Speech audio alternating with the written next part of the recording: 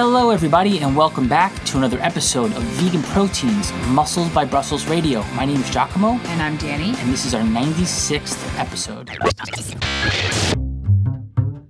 Wow, 96 episodes. Do you think we can get 100 before the end of 2022? I'm gunning for it. If we do one a week, something like that, we should be good to go before 2023. Oh my God, it would be so exciting to hit 100. 100 is a big number. And they're 45-ish minute episodes too. And we got some of you that have been listening. And it's just you and me, pretty much always. That's a lot of talking to each other. Well, no, there's a lot of times where we find out that someone's been listening since episode 1, since we first started doing this, or sometimes someone's like, hey, I just found you, and I just, binged through all of your episodes. Like, that's cool. So I guess what I want to say is, listener appreciation. We appreciate you sticking with us and letting us know what you want us to talk about, so it's not just me and Danny talking to ourselves. Yeah, which I guess makes sense. Tomorrow, as of us recording this, tomorrow is Thanksgiving, and talking about some of the things we're grateful for. Definitely, we are grateful for the listeners of this podcast, the watchers of our YouTube, the people who are on our email list. Without you guys interacting with us and telling us some of the things going on in your world, we don't know what to talk about and what's helpful to you. So we appreciate you. We wouldn't do this without you. So thanks for listening. Yeah. And tomorrow's Thanksgiving, so we have that to talk about too. Oh, yeah. Let's talk pie. Okay. So we are going to have almost the tiniest Thanksgiving we've ever had, other than in 2020 when it was just the two of us. Yes. But it's just going to be the two of us, my mom, and Daisy and Desmond, who are our niece and our nephew. So 3 adults, 2 kids. How many pies am I making? 4. That's right. So what is the pie to person ratio here? It is if the kids each count as a half of a person. I like how you're thinking. It's a 1 person per pie ratio going on. So we could each have a quarter of all of the pies. Do you get to call dibs on the pie that you want to be yours? No, we got to split this even Steven. Fair enough. So it's my actually first time making pies completely from scratch. I usually use pre-made pie crusts, but I'm making the crusts from scratch this year too. So a little bit of an experiment there. Could be disastrous. We'll see how it goes. And no, these guys are not macro friendly. The stuffing will be, because I make so much stuffing I want us to eat it for a month. Do you feel like you finally got a hold of the custard pie recipe? I do, actually. So let me know, guys, if this is just a New England thing or not, because I'm not sure. But traditionally here, people eat egg custard pie, and I grew up eating it for breakfast. I don't know if everybody else does, but in other parts of the country, I have not been able to even find a custard pie. Forget about it. I've never seen a vegan custard pie. So for literally 10 years, I've been trying to perfect a vegan custard pie. And last year, I got way closer than I've ever gotten before, and I wrote down exactly what I did. So this year, I'm retesting last year's recipe, and I'm so pumped. It's really, really good. The thing with Danny is either it comes out right or she's disappointed, and either which way it's a win, because if she's disappointed, she just keeps going and she's stubborn like that until she gets it just right. And that's one of the things I love about her. I love to cook for people. I'm not that interested in cooking for myself, though. Go figure. Anyway, we're not actually talking about Thanksgiving today. We are talking about something much more fun. Giacomo, this past weekend, just wrapped up his marathon competition season. Bodybuilding, not actually marathons. I just mean it's been very long. And we finally wrapped up the bodybuilding season this past Saturday. Yes, he chose to end his competition season 4 days before Thanksgiving. That's a choice for sure. And we wanted to talk about coming out of that extreme of a diet or contest prep, which is really just a very extreme diet. So first of all, how do you feel like the season went as a whole? And maybe you can tell people a little bit about your final competition.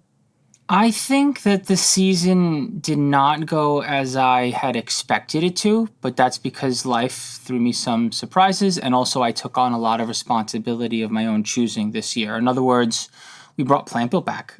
I managed a team of, 20 athletes, and all of the fanfare around it. In addition to that, we began fostering Daisy and Desmond again, and that was unexpected, right? So I think between those two things, and also we have more employees now. We're a coaching team of 3. We have our VA. So in other words, business. We focused on business, growing business. Well, our business is a lot bigger than it was the last time you competed. Yes. We're also homeowners, which we weren't the last time Yes. you competed. We also live with my mother, which we Yes. did not the last time you competed. So, yeah, it's a very different world than your last competition season for us. There were a lot of moving parts, some expected, some unexpected. And while I was up for the task at hand, I think some of this prep went a little bit sideways at the worst possible time, in my opinion, during the actual competition season, and that stressed me out. But, the last 3 weeks I was able to course correct, and I finished off the season with my best look of the entire. Like it officially started in the beginning of October and it ended end of November. So Well, you're competing. Your actual prep, your actual diet kind of started in August of last year. well, I didn't consider the diet the prep. I considered the diet the getting ready to cross the starting line, right? So I got to a place where I was in the lower end of an athletic body fat range, and then I chilled for a little while. But after you diet like that, you still do feel the effects of dieting, even after you stable out. So that definitely put a strain on me and everything and everyone around me, right? To some degree. Not a lot, but enough where it was noticeable, right? I was joking. I know. But then the real fun began, and that's when prep actually started, which was around, I want to say, April or May. And this time around, I took it further than I ever have before. Which, of course, the next time I do this, sometime between 2028 to 2030, I'm going to take it even further, because that's just how it goes. But this time around, it was like nothing I had ever experienced before.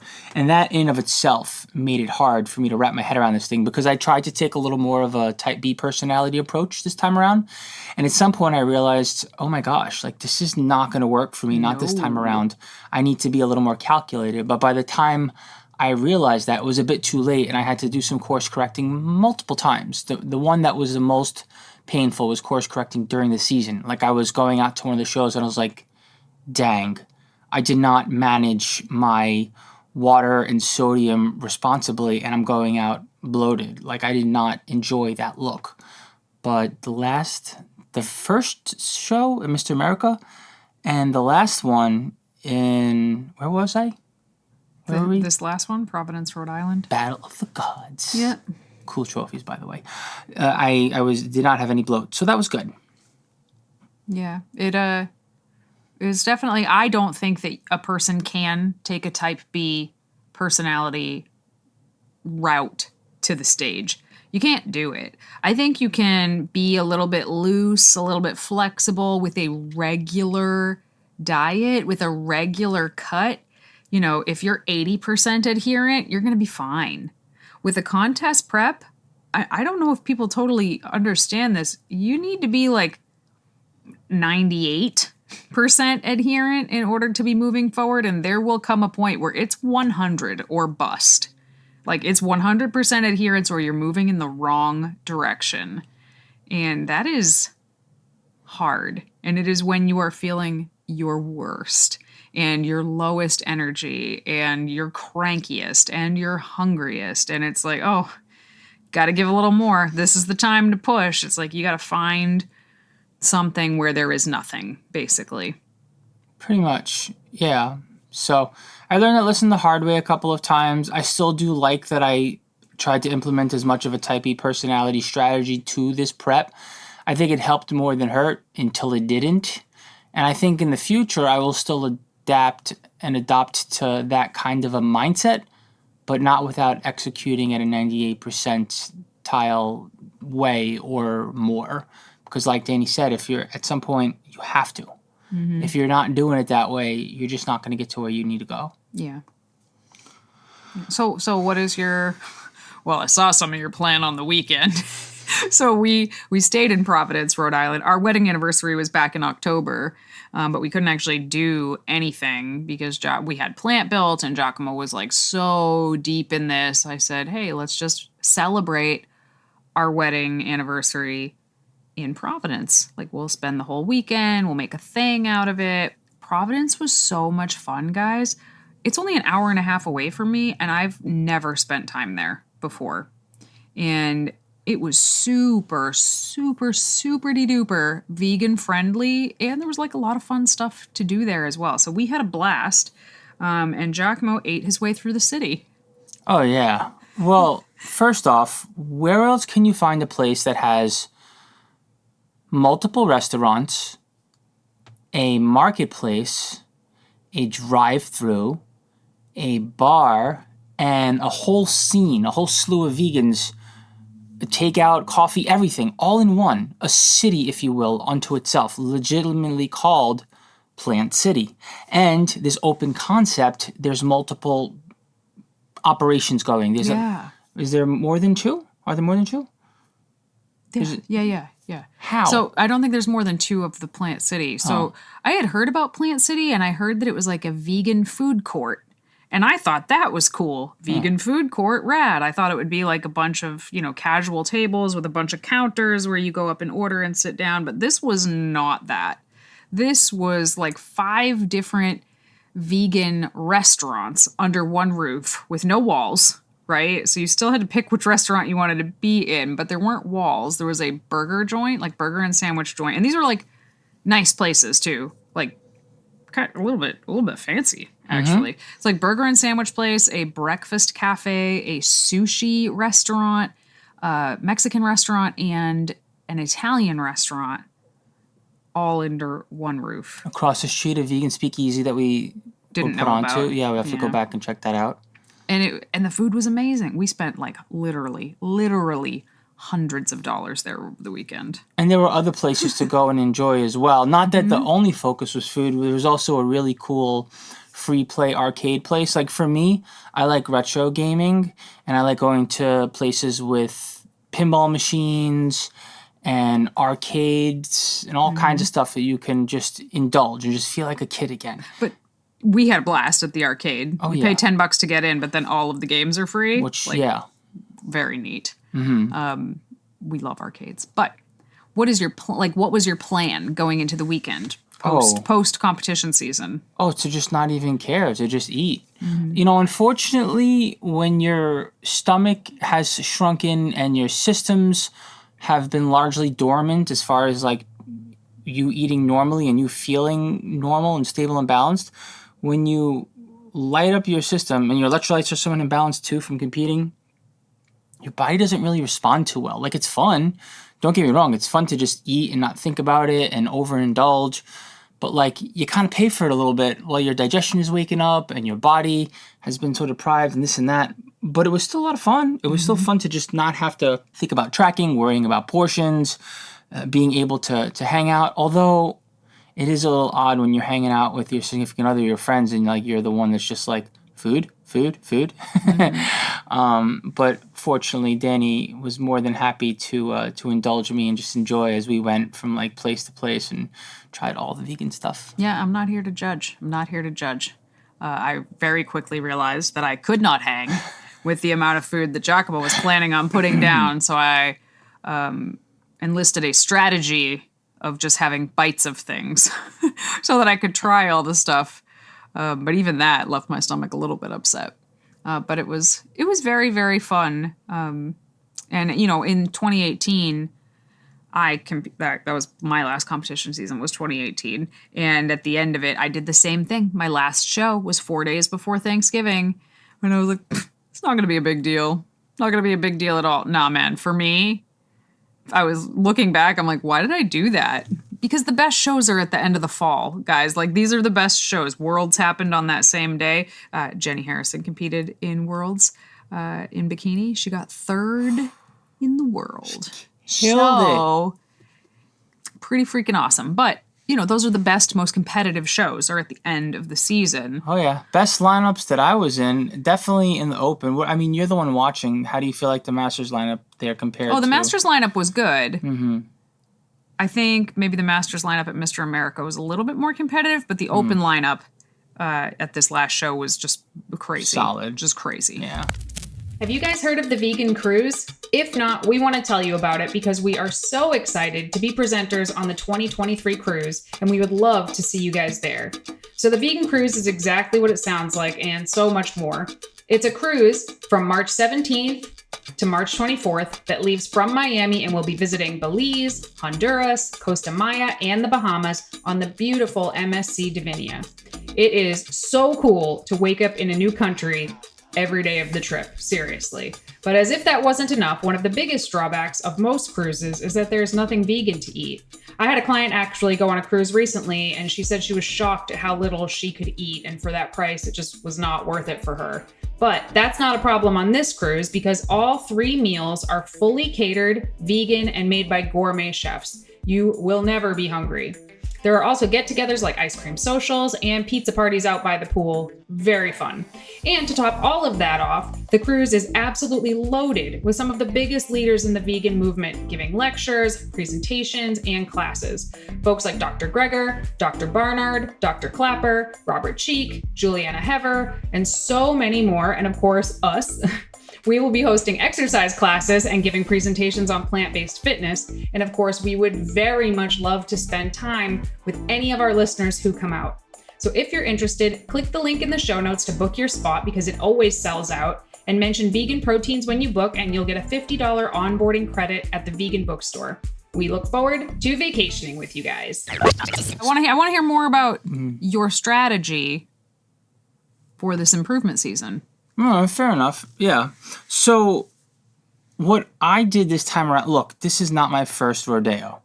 This is like, am I allowed to use that expression as a city slicker? Is that okay? That's not how you say it. Oh, okay. So it's okay. It's one of those things where I just spit things out and they, something probably doesn't stick. But anyways, yeah, I've prepped, I think, I'm not counting exactly, but it's been like somewhere between 5 to 10 times. And each time I learn something from the last prep and the strategy improves. So this time around, knowing full well what to expect, about 2 to 3 weeks before my season was over, I started to really get into the nitty gritty and really get granular about my intentions as far as when this prep was done. So what I like to do is I like to journal, whether it's a list or a couple paragraphs worth of whatever I'm feeling and thinking as far as what I'm going to do. Like, you're going to make sure that you eat whole foods. You're going to go on more dates with your wife. You're going to be more of a family man. You're going to take up different sports to get your mind off of bodybuilding, et cetera, et cetera. And the list goes on. But the point is, like, way before my prep even started, I was thinking about this stuff. During my prep, I started to get serious about it while still focusing on what was right in front of me. And at the end of my competition season, 3 weeks beforehand, not only did I make a list of things I was going to do, I started to book them out. There's something to be said about letting the plan come to you and not putting things into action and not checking all the boxes. I get that. But I also feel like it's important to actually put things in motion ahead of time to make sure that you set yourself up for success. So what I wound up doing was, over the course of the last 3 weeks, these things that I planned, I put into action. I reserved a round robin for this Sunday, for example, for an hour. That's a tennis thing, right? Round robin is the thing. You go there, the pick-me-up games, essentially. Yeah, they assign... But they're tennis, right? Yeah, you assign different tennis players to each other and you play. Mm-hmm. So this is a way for me to still be active, but to not just be into like what has become my obsession, lifting as much as I possibly can without getting hurt, and walking nonstop. One could argue that I could just lift and do what I'm supposed to do as programmed, and it's a lot different, a lot less. But like, I want to enjoy other things. There's really no reason for me to do that. I can still, and in my opinion, arguably, when you take a break from what you've been doing and it's been a borderline obsession, it actually recharges you, restores your batteries, and you wind up being able to do it even harder. So round robin of tennis. Saturday, I'm going snowboarding for the day. I may try pickleball Wednesday of next week. So those are all like just sports things that change my focus, mix it up a little bit, and also like just enjoy something else other than what you've been doing nonstop. Mm-hmm. It's almost a prison of sort when you get deep into doing anything. It could be anything. Yeah, I know pretty much all of my clients, when they finish their competition season, they're like, what do I do? What do I do? I'm like, just go to the gym and do something fun. Like, do something that speaks to you. Don't want to go to the gym? Go to a playground and do something fun. Like, just move your body in a way that feels good to you, because again, that 100% compliance that is required to do well in this sport. Like at the end, you have to do your program as it is written. You can't be like, I don't feel like doing hip thrusts today. I'm going to just do kickbacks instead. No, because your body needs that exact stimulus or it's going to start to chew through that muscle because of the deficit that you're in. So, yes, going and doing something that just feels good, even if it's totally different. But that's not your plan for the entire improvement season. No. This is just to give yourself a little break. Right? Yes. Yeah. Honestly, I'll probably not get into any of those things too consistently because at some point, if I spread myself out all over the place like I have in the past when it comes to being like a jack of all trades, I'll be a master of none. And I really just do want to become a better bodybuilder. So I have to focus on that. But for now, a little bit of fun here and there. And, maybe I'll do it occasionally, just not habitually. And then let's talk about the thing that I think people are probably most interested to hear. Trigger warning, probably. There's probably going to be number talk here. If you don't like that, skip over this chunk. Putting on weight is an absolutely critical thing that you have to do at the end of a competition prep. But for a lot of people, that is the hardest thing. It's actually not the prep itself. It's after the prep, kind of watching that physique starts to disappear behind some much needed body fat. What is your plan for that? How do you feel about it psychologically? And what would you say to somebody else who's struggling with the notion? Well, I think it's only natural to struggle with the notion. I feel like more than 70% of people get into the sport because they're trying to become more accepting of their body image, and they're trying to improve their body image by proving to themselves that, one, they have control over it, and two, they can do this amazing thing with their body. It's unfortunate because, honestly, bodybuilding can actually put you in a position where it negatively affects your body image, and you don't know it until it's too late because you think you're doing something good for yourself, but then you get into this place where you find this level of extreme that is good for performance and bad for everyday life, and then you become married to the idea that that's what you should look like or that's what you can look like all the time. And it's not, and you shouldn't, because while you look like that, the way that you feel and your energy levels, they're off, So you got to get back to a healthy place.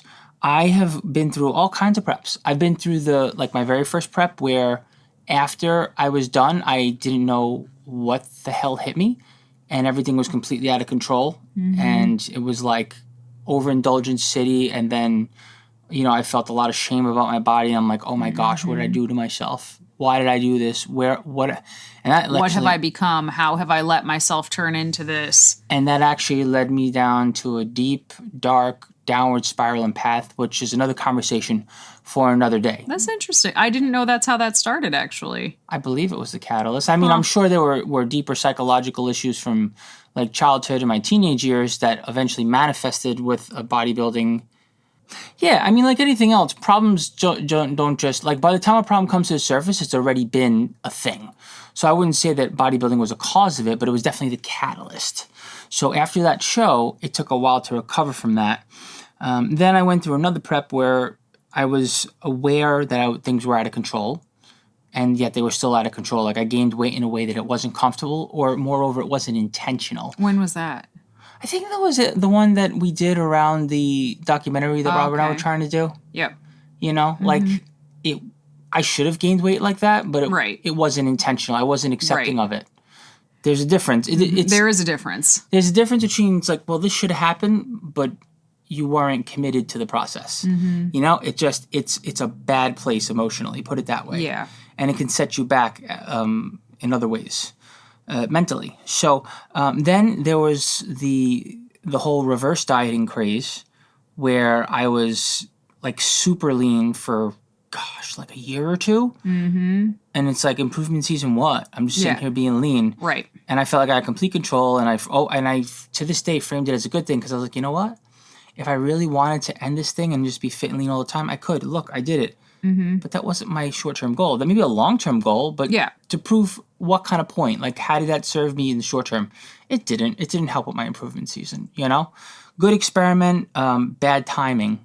Mm-hmm. And now this time around, it's all about recovery. It's about like, okay, I normally clock in at, we'll just use numbers because it's easy, right? I usually clock in at about $1.95, and I'm outside of the athletic body fat range. That is where my body wants to be when it's performing at its absolute best. It has a surplus of resources. I can do whatever I want with it. Mm-hmm. I'm like, That phrase, I'm going to stop you there because I don't think a lot of people understand that. The way you just worded that was really good. When your body fat levels are sufficient. No, I'm not saying high. I'm saying sufficient. When they are sufficient, that body fat is a resource. Okay? Yes, you can have too much of it, but when you have enough of it, that is like an almost endless supply of energy for you to tap into so that you can be strong, powerful, fast, all of those sharp-witted. Like when you are very lean, you don't have that. You have to find those resources in other parts of your body. Yes, it'd be great if it would just go find a little bit of body fat, but when you're lean, you don't have much of it. It's going to start dipping into your muscle. It's going to start just slowing processes down because it recognizes you don't have the resources. You're not going to perform as well in the gym. I really like the way you worded that when you're above a quote unquote athletic body fat range, which is still in a very normal, healthy body fat range. That's when you perform your best because you can do goddamn anything with it. and there's something that my coach said, and I might butcher this because I don't know if I remember the wording, but I liked it. It doesn't matter where you end your, how did he word this? It's like, however you wind up after your competition season, whatever you do to get to like the bulk of your improvement season, it doesn't really matter what you do and how you get there. It just matters that you get there. What's more important is where you start the next time that you compete. So in other words, it doesn't have to look pretty getting back to a healthier body weight. You just need to do it. Mm-hmm. You just need to commit to it because the sooner you get there, the more work that you can do on yourself, and your body will adjust. Eventually, your body composition will continue to recalibrate. Your muscles will start getting good pumps. You'll get stronger. You'll put some of the lost muscle back on. You'll put even more muscle on. You'll put it on where you want it. And then eventually at some point, when it comes time to prep, you'll clean everything up. And again, you can cross the starting line in the best possible position. So that end point, years down the line, that's when it's actually important to be controlled. In the beginning, get to where you need to be and get there fast, and everything else will balance itself out. It doesn't have to look pretty. It doesn't need to be controlled. I mean, yeah, some things should happen within reason, like your eating pattern should be somewhat normal, and you should be focused on healthy foods and having a good relationship with food and et cetera, but way easier said than done. yes. Way easier said Yes. than done. Like a lot of people at the end of a prep don't even remember what eating normal looks like anymore. And look, I can feel some of that stuff. I know it's wrong. I know it's off. I know I'm going to have to be intentional about getting back to a healthier place. But, having had this experience many times over, working with this through others, this is my life. This is what I do as a coach. I'm well aware of the things that I need to do so that this week doesn't turn into like a habit where I'm just, pounding down whatever's in front of me, whatever isn't nailed down, and like not eating healthy foods. Like spend a couple days just enjoying and just like not caring at all. Then, it's like, okay, have your 3 or 4 squares a day and make sure there's protein in each meal. Start to get some vegetables in again. And like within a week later, hold on to some of the habits that actually served you during prep. Like for me personally, Danny, here are some things that are going to happen, should happen, that are different than last time around. During the improvement season, meaning like I'm not focused on competing, I actually wind up getting a little lazy with my good habits that I need to be a better athlete. Meaning, am I getting in protein with every meal? Am I keeping fat a little bit on the lower side before and after my workouts? Am I staying properly hydrated? Am I eating mostly whole foods? The answer to a lot of these questions isn't yes. I get a little lazy and I say to myself, you know what? It's all right. I'm eating a surplus of calories. I'm not stressed. My sleep is pretty good. I don't need to focus on these details. I'll save that mental energy for when I actually need it, for when I'm prepping. But that's a mistake. These things, or you check yourself 2, 3, 4 times a year and you get back to this stuff. During this prep, Danny, I did all that stuff. I ate almost exclusively, like just whole, fresh foods. nuts, seeds, grains, vegetables. I made my own protein at home. I ate really, really well. And my thought process was like, I'm going to nail this now. And also, right, I wanted to make sure that I was giving myself the best possible nourishment I could while I was eating less. Because when you're eating less, it's that much more important. Agreed. Right? But it's like, you should be doing this stuff all the time within reason. You know what I mean? Like, still go out to eat, enjoy fun foods, but like, don't get lazy with the habits that got you to where you were so that you can actually take this that much further.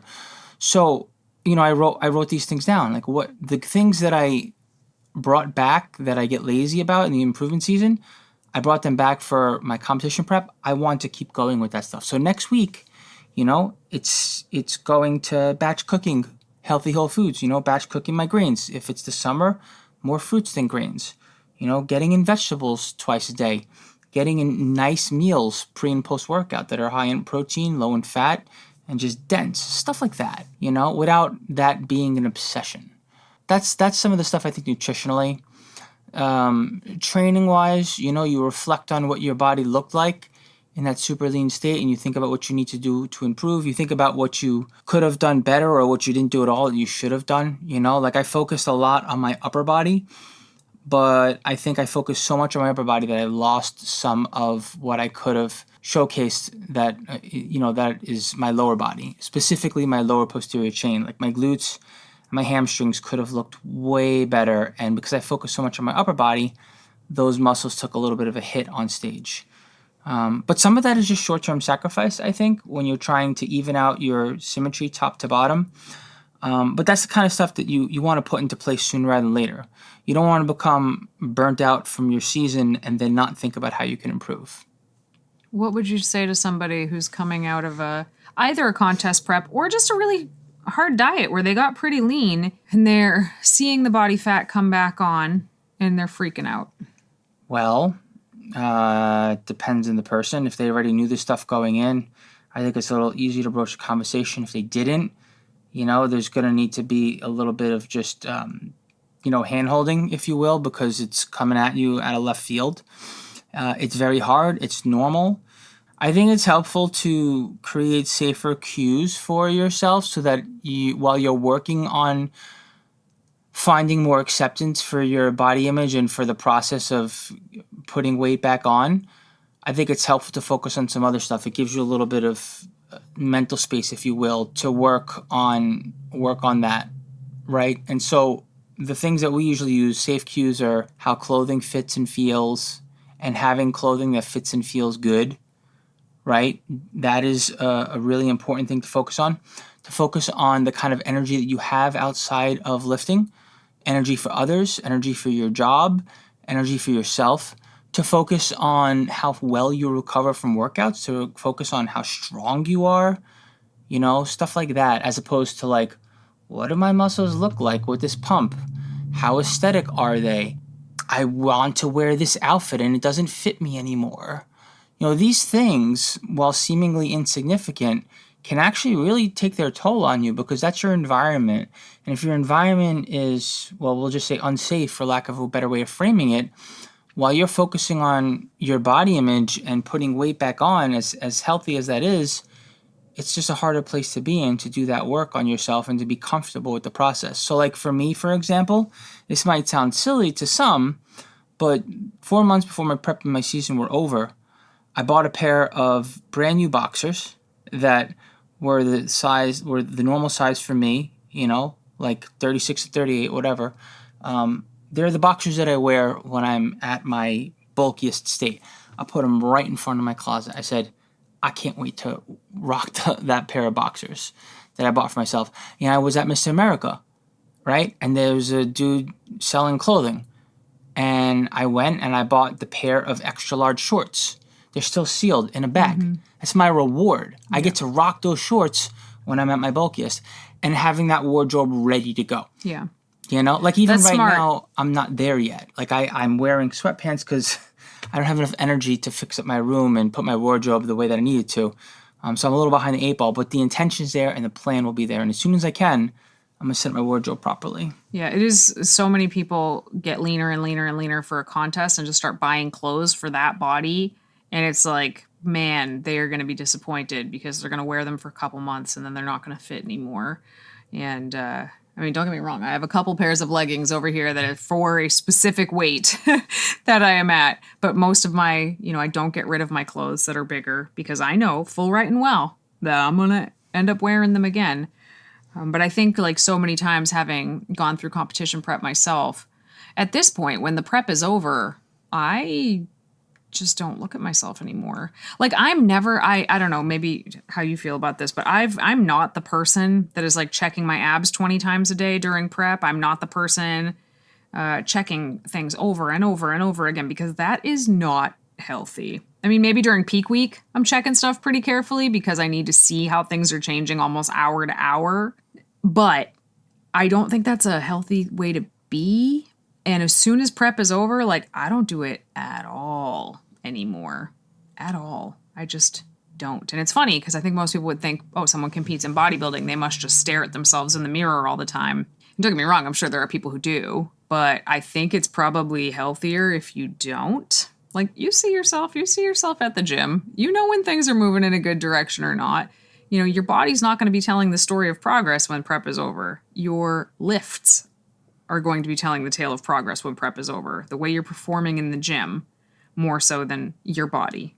And yeah, I just think getting really hung up on what you look like is a recipe for disaster. And I tell people this all the time. Our bodies are in flux from now till the day we die. Like you can reach your goal weight, you can reach your goal physique, you can be in the best shape of your life, and that's awesome. You should have goals, you should reach those goals, and you should recognize that you will not stay there. Like your body is going to change. You're going to get leaner, you're going to get less lean, the shape of your body is going to change over time. I mean, you could get injured and your body could change dramatically between now and the end, and that's okay. It's beautiful, actually, that our bodies are constantly changing. Like, appreciate where you're at now. And I think, I'm sure you can speak for this. When you are at your, like, heaviest in a building season, most people are like, oh, just be so cool to just, like, be lean. Like, I would just love to just be lean right now and see what that feels like. But then when you are really lean, you're like, oh my God, I cannot wait to feel as strong as and energetic as I felt in the height of my off season. So it is a constant grass is always greener scenario, I feel like, with physique. So the answer is really to appreciate your body in that moment, but also be very, very ready to also let it go because it's gonna come and go. Mostly. Mm-hmm. And to really love the process because there's a lot of limbo in between periods where you get to enjoy where you're at. They say that, right? Trust the process, enjoy the process. But it's true. If you get too hung up on the starting line or the finish line or like what you need to look like or what you do look like, you miss the forest for the trees and you forget why you're actually doing this and everything about it that made you who you are. It's like the outcome, the results and the outcome are not quite as important as everything you did to get there, in my personal opinion. Mm-hmm. So, yeah, other things, just getting back to like balance, hobbies, for example, like for me, I'm going and taking a singing lesson tonight. For example, I've never taken singing lessons. I'm going to try to get into doing some things to like put some technology in our house, like make the house a little smarter because that's just something I enjoy. Stuff like that, or just like things that I stopped doing that I want to do, like getting settled into here more by doing some more yard work or cleaning the garage, or just getting back to stuff that I enjoy that I normally don't have time for, and I definitely didn't have time for while I was prepping, like gaming, for example. So, and of course, spending time with family and friends, It's bedtime for Daisy and Desmond. Let's hang out for half an hour, or dinner time. Let's eat with the family. Yeah, these are all things that didn't happen. No, I will add because I don't know if people quite understand just how what's the word I'm looking for? Vacant, I guess. Mm. But I guess that's the word that keeps coming to my mind. How vacant that space is in everybody else's life when somebody is getting ready for a bodybuilding competition. because that person is gone. There is no time. There's no time. There's no time for relationships. There's no time for communication. There's no time for relaxation. There's no time for chores. There's no time for anything. So, whenever someone comes to me and they're like, I really want to do a bodybuilding competition, just want to check it off my bucket list. I'm like, oh, honey, you have no idea what you are asking for, because you either do what I just said or you show up and possibly embarrass yourself, which, that those are your options. Right. You either say bye-bye to life for a while, or you're not going to perform very well. Yeah. Yeah, and you have to make some real tough decisions along the way, and sometimes you look back and you regret those decisions, and it's like, well, you had to do what you had to do to finish this thing, and you have to sort of course correct on the way out, right?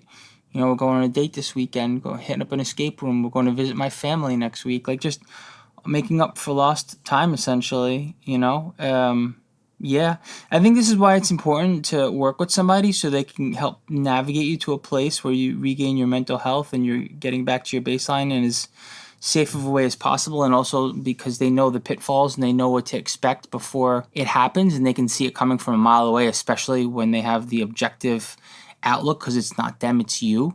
Same thing with looking at your body. Let them look at it and do all the analysis and all that. That way you can put your head down and do the work. But yeah, let me paint you a picture of what an average day looked like for me when I was into it, okay? So, normally Dane and I go to bed together, roughly around 10 p.m., Instead, I'm going to bed at 7:30 at night, and I'm trying my best to get 5 consecutive hours of sleep. With sleep aids, I can get about 7 to 8 hours of sleep, but it's broken and it's not always guaranteed. And sometimes I'm getting 5 hours. Sometimes I'm getting 3 hours, and I'm fixing it. So my sleep hygiene and my sleeping patterns are wonky, right?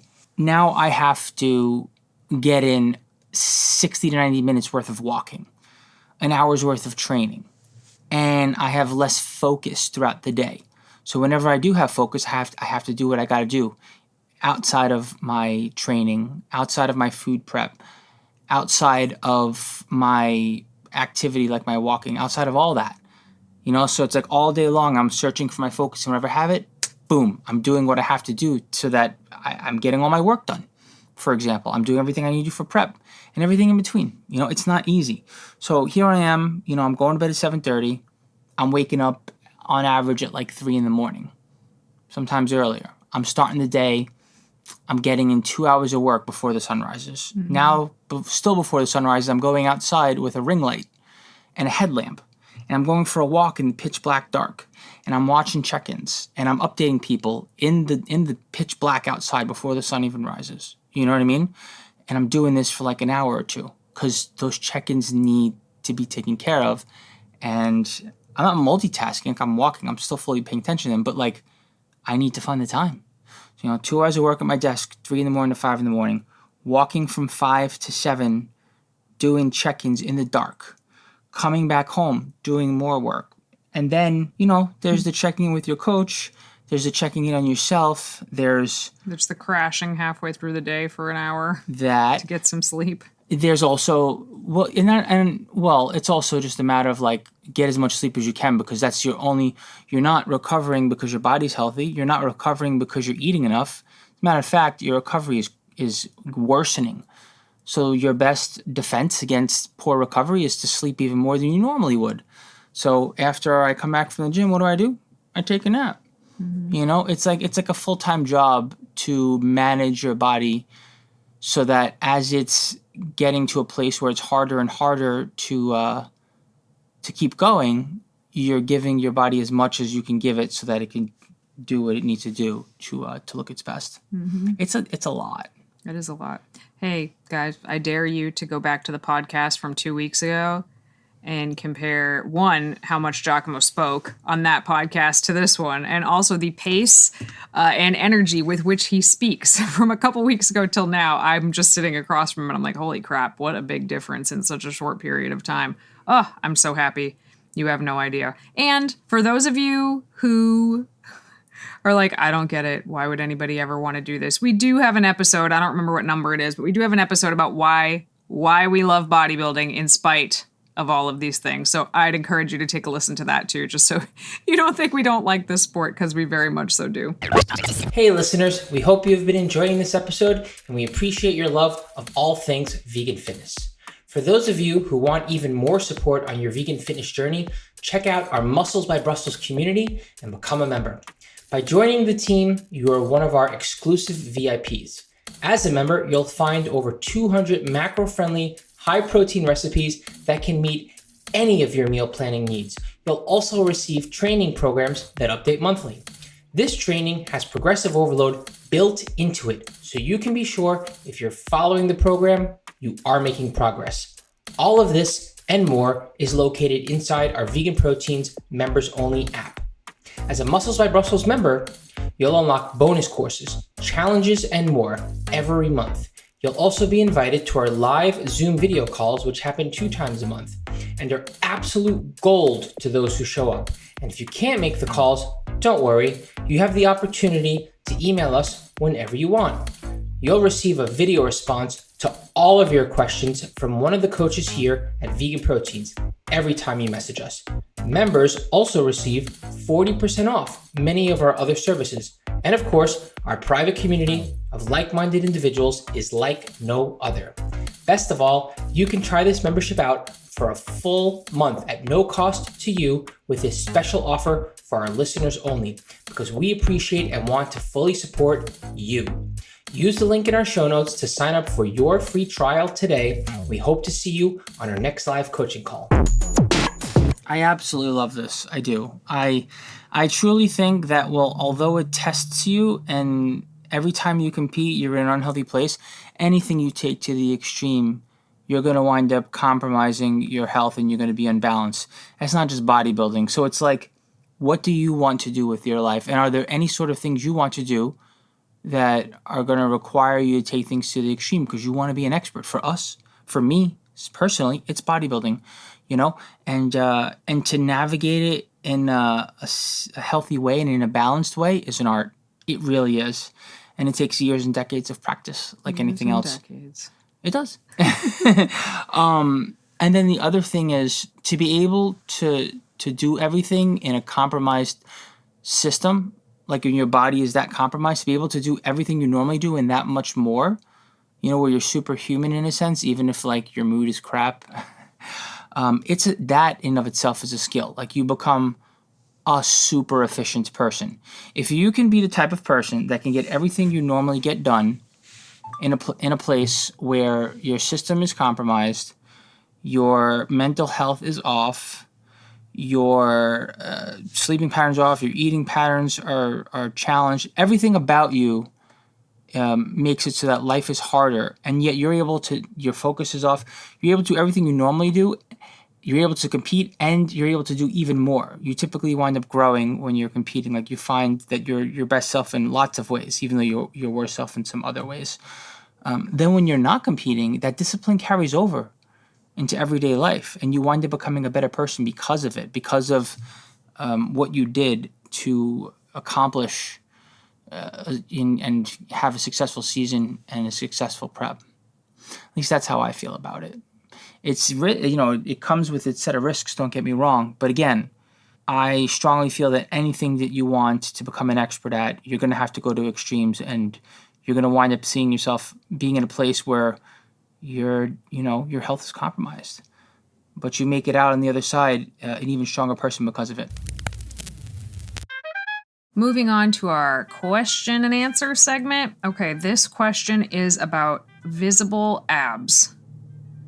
How do vegan bodybuilders keep their stomach so flat and their abs visible? I might be wrong, but I think my body fat is pretty low, but my stomach is almost never flat, but rather bloated. Not from gas or something like that, but just from food. And I feel I'm kind of in a bind. On one hand, you need to eat a lot with vegan nutrition in order to see results. On the other hand, you want abs. Interesting question. The first thing that comes to mind for me is this person's reference of vegan bodybuilders and what they're looking at when they see visible abs, because typically when people take pictures, they're in peak conditioning. And when they take pictures, it's also like with the best lighting, with the best photographer, and the pictures themselves are touched up, if you will. Well, they're also posed. You're also flexing your abs. People don't usually walk around like that. Like that 5-second transformation thing that I did, where it was literally the difference of 5 seconds, where I just chilled and stood out there and just let it all hang out, and then I flexed, and then boom, you saw abs. There are other things, though, that do come into play, right? You don't have to be vegan. You don't have to be bodybuilding stage shredded to have visible abs. Well, yeah, for the most part. You could find yourself in an athletic body fat range, but you also do need to train abs to some degree in order for your rectus abdominis, your six-pack, the muscle in your abs that line the outer wall of your abs, for those to bellow out a little bit and to show the definition. And I hesitate to say that because typically when someone wants abs, they train their abs harder than every other part of their body. And that actually doesn't look good, because now you have an overdeveloped midsection, which actually is a little... Protrudes. That's a good way to frame it. It protrudes, and it doesn't look good relative to the rest of your body. Your best bet is to build the muscles that create an X-frame, meaning like your shoulders and your lats and your glutes and your hamstrings and your quads, like all the muscles around your abs that make it so that your waist looks more narrow, all right? And that gives the illusion that your midsection is tighter, and then a reasonable amount. Like, you can't ignore your abs, but you also shouldn't overtrain them. So maybe like hitting them twice a week and making sure that you make sure you hit your abs, make sure you do some crunches or some ab rollouts or anything really. But another thing that you can focus on is posing. When you pose, what do your abs look like, right? You can focus on a vacuum, for example, for a vacuum pose, and that can really give the illusion that not only do you have a six-pack, but like your waist is super narrow. Ab control, for example, can make a big difference in the way that your abs look when they're flexed. So that's another trick. So train your abs, I would say, like once to twice a week, all the time. And then learning how to flex your abs, and then learning some ab control, and being in a leaner body fat range. Even if you're the type that holds most of your body fat in your midsection, because some are, I would say the average male does hold most of their body fat in their midsection. When you're in the lower end of an athletic body fat range, chances are, as long as you've trained your abs, you should probably be able to see them when you flex them. When you're resting, by the way, not so much. Even people who are ready to step on stage, by the way, just so you know. There's questions for you, Danny. Hey, I've had a lot of shoulder issues over the years, and I've finally overcome it. My question for you, wise people, is this. When I look in a mirror, there is a visible difference in the size of my upper arms and shoulders. I want to even this out. I'm wondering the best way to conquer this strength size difference. So far, I've been picking the weights based on my weaker arm shoulder movements, but still do the movements equally. Is there a better way, or is this best until my muscles grow in balance? Okay, great question. So first of all, I would say most people have some asymmetry from left to right in their arms and their shoulders and their legs. Like, most people have a little bit of it anyway, even if they're equally as strong, right? Like, you can have a left and right bicep that are equally as strong, but one measures in a quarter or half an inch smaller all the time. Super frustrating, but it does happen. Choosing the weight based on the weaker side is definitely the way to go. You want to... Some people say, well, should I do different weights for different sides? No. If you do different weights for different sides, you're going to increase that imbalance, not decrease it. So even if, let's say, your right arm can do a shoulder press with a 25-pound dumbbell, but your left can only do 20-pound dumbbells, guess what? You're doing 20-pound dumbbells on both sides. So do all of your sets towards the weaker side's strength, and then at the end of that day or body part or whatever you're training, add a couple of sets just for that weaker side. So as a finisher, do a couple of extra sets of shoulder presses or lateral raises or bicep curls or tricep extensions, but just with that weaker side. And keep monitoring it. Keep checking it out. Keep watching it in the mirror to see and measuring it to see if it does start to balance out. But that's the best way to fix that particular type of asymmetry from left to right. All right, everybody, thank you so much for tuning in to another episode of Vegan Proteins Muscles by Brussels Radio. Feel free to reach out to us on Facebook, Instagram, YouTube, on our website, veganproteins.com. If there's anything you would like to hear about, please reach out to us either through the contact form on veganproteins.com or you can just email us, coach@veganproteins.com. And we love to hear from you and we love to make the kind of content that you want to hear. So thanks again for tuning in. My name is Danny. I'm Giacomo. And we will talk to you soon.